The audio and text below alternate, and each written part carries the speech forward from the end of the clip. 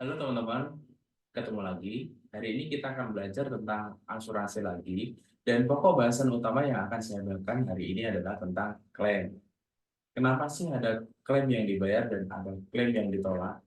Teman-teman pasti pernah dengar berita-berita tentang klaim yang tidak dibayar atau bahkan dibayar itu dari media massa, dari portal berita, dari media sosial, bahkan dari teman sendiri. Dan untuk kita perlu ketahui, pada saat terjadi klaim yang tidak bayar, kenapa beritanya justru lebih ramai, lebih viral daripada berita klaim yang terbayarkan. Bahkan ini malah nggak ada beritanya. Tentunya kita harus bijak dalam menerima sebuah berita. Tidak langsung percaya saja, malah kita justru harus menyaring berita tersebut dan justru harus mencari tahu tentang sebab klaim yang tidak dibayarkan itu. Jangan asal percaya saja dari berita yang belum tentu kebenarannya, karena kita tidak tahu sendiri manfaat dari polis-polis mereka. Karena ujung-ujungnya beli asuransi itu adalah klaim. Baiknya kita saat memiliki sebuah polis asuransi atau mau membeli polis asuransi, dia wajib tahu tentang manfaat dan ketentuan-ketentuannya, terutama ketentuan klaim, sehingga kita merasa nyaman saat memiliki asuransi dan tidak mudah terpengaruh berita-berita negatif di luar sana yang kita sudah, karena kita sudah paham polis yang kita miliki. Dan pada bahasan kali ini saya akan coba jelaskan tentang klaim-klaim asuransi yang tidak dibayarkan dan apa sebabnya. Semoga kita menambah Semoga bisa menambah wawasan teman-teman bagi yang sudah punya asuransi dan bahkan bagi teman-teman yang hendak ingin membeli asuransi. Jadi, tidak perlu takut atau khawatir saat mau beli sebuah asuransi atau sudah mempunyai asuransi dan tidak mudah terpancing dari berita-berita negatif yang tidak jelas sumber beritanya atau dari sumber yang tidak kredibel. Oke, langsung saja saya akan bahas. Yuk kita simak sama-sama dan saya sudah siapkan slide-nya. Besarin ya. Oke, ini ya. Oke. Alasan klaim asuransi ditolak, alasannya apa sih? Dan yang pertama sudah saya kelompokkan. Yang pertama, alasan klaim asuransi ditolak itu adalah riwayat penyakit yang sudah ada sebelumnya atau pre-existing condition yang tidak diungkapkan saat pengajuan asuransi. Bahkan penyakit bawaan atau kongenital pun itu juga harus dijelaskan.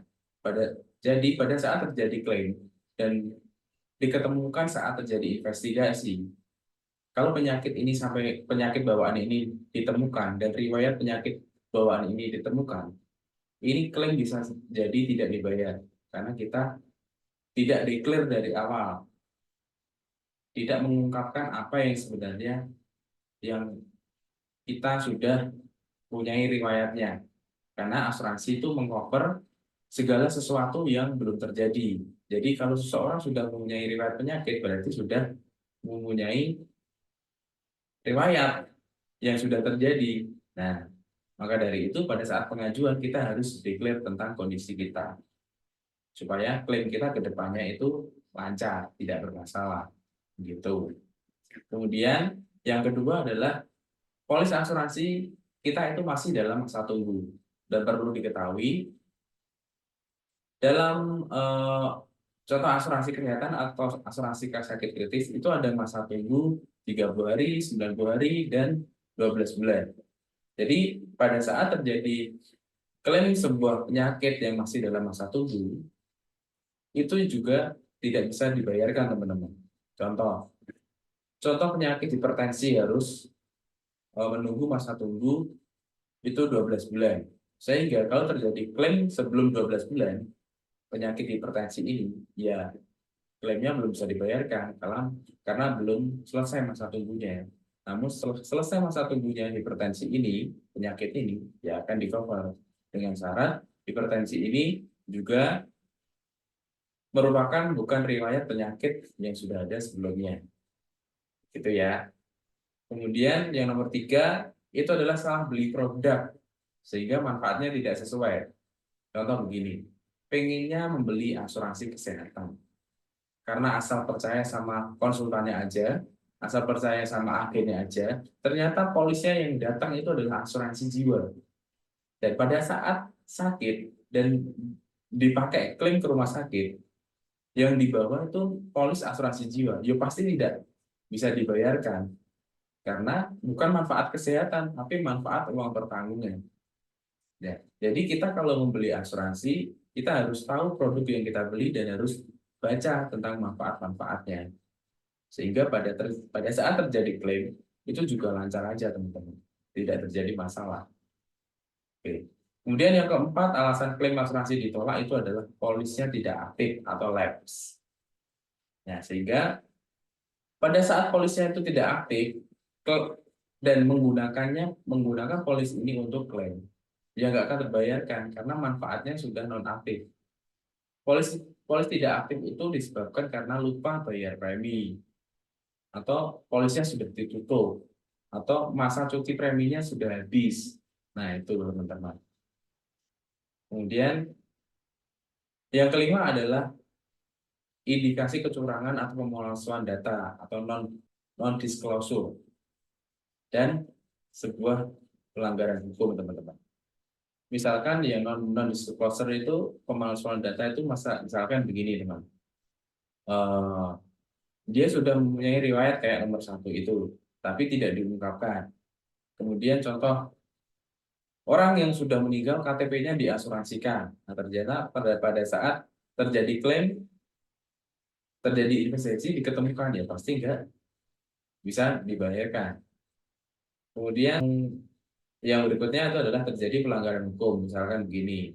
Terjadi pembunuhan, namun terjadi pembunuhan oleh seorang tertanggung. Tapi yang membunuh ini adalah seseorang yang masih mempunyai hubungan dengan orang ini. Misalkan yang bunuh ini ahli warisnya atau penerima manfaatnya atau keluarganya. Nah, itu juga klaimnya juga tidak dibayarkan.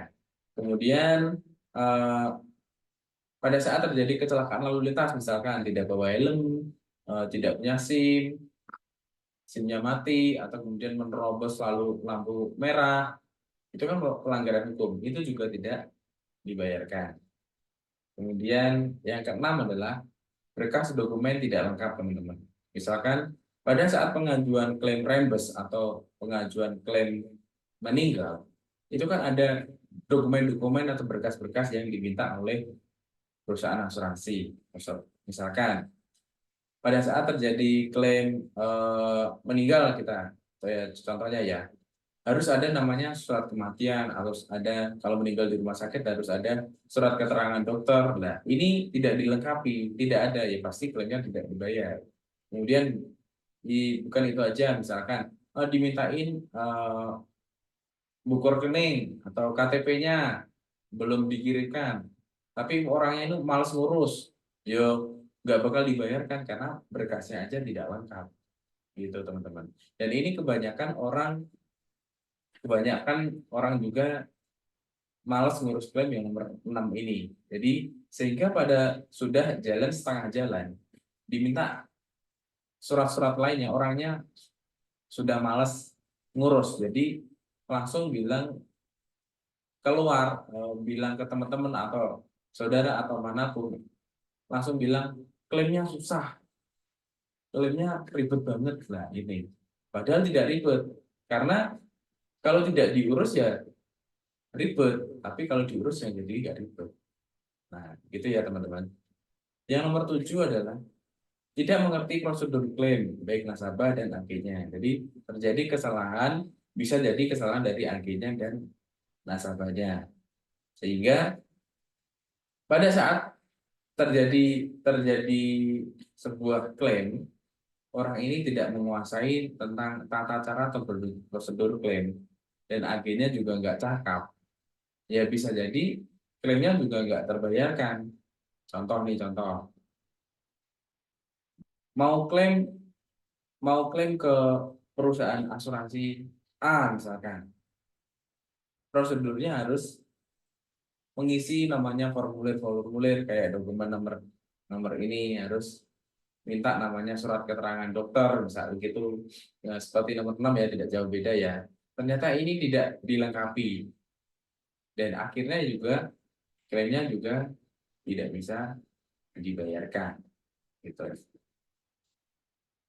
Kemudian yang nomor 8 adalah terdapat pengecualian pada produk tertentu misalkan seseorang sudah mempunyai nomor satu seperti nomor satu sudah mempunyai riwayat sebelumnya. Orang ini sudah pada saat pengajuan asuransi sudah mempunyai riwayat namanya batuk empedu misalkan.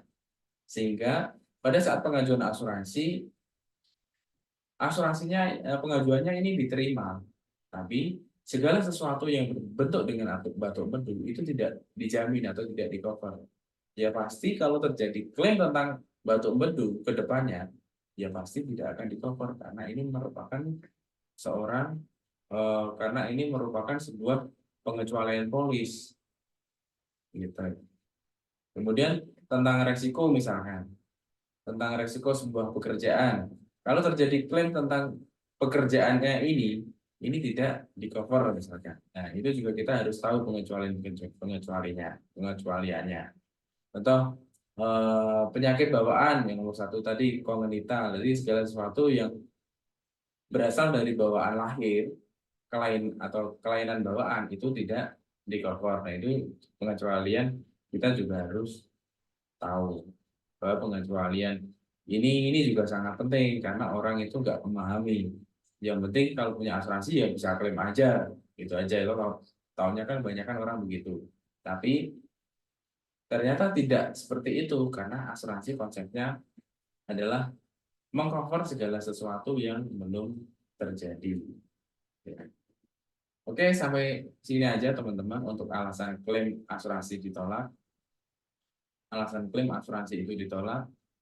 Dan semoga teman-teman yang sudah mempunyai polis asuransi bahkan bahkan yang baru mau beli asuransi dengan saya jelaskan sesimpel ini mudah-mudahan teman-teman tahu bahwa mempunyai asuransi itu tidak menakutkan, tidak perlu ada yang dikhawatirkan. Karena kalau kita paham tentang ketentuan-ketentuannya, kita paham tentang prosedurnya, kita declare, kita jujur dari awal, semuanya itu nyaman-nyaman saja. Buktinya, buktinya tahun lalu di Prudential itu membayar klaim itu sampai 16 triliun. Oke. Berarti itu kan ada banyak nasabah atau banyak polis yang mengajukan klaim dan klaimnya terbayarkan. Tapi pada saat ada 1, 2, 3 klaim nggak terbayarkan, kenapa langsung viral? Tapi padahal yang 16 triliun ini, kenapa tidak viral? Nah, kita harus bijak teman-teman. Kalau kita compare, misalkan 1, 2, 3 orang ini saya kasih 100 orang. 100 orang klaim tidak dibayarkan. Padahal ada 16 triliun klaim. Berarti ini kan berarti lebih dari 100 orang. Ya kan? Jadi presentasinya dari klaim yang terbayar dan klaim yang tidak dibayar. Berarti kan presentasinya lebih dari klaim yang terbayar.